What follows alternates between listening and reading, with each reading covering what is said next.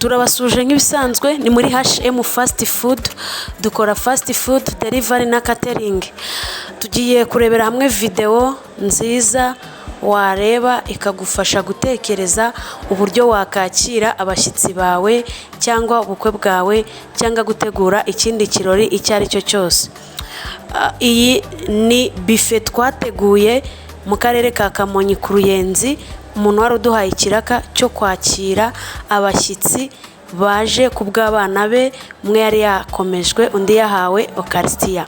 Rero nawe ushobora kugira ibirori nk'ibi ukaba watekereza umuntu wagukorera buffet. Gana H&M fast food cyangwa unarebe iyi video ube washaka abantu bagufasha bo mu rugo witegurire buffet.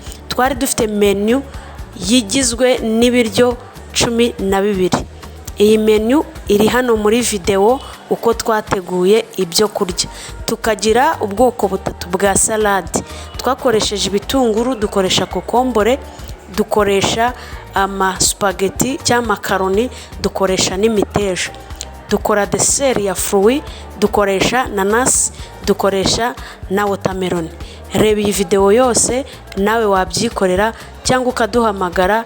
Aho hepfo harimo nimero zacu munsi ya video, ubundi tugufashe abashyitsi bawe bishime, baryoherwe, bibagwe neza, ubundi batwirahire.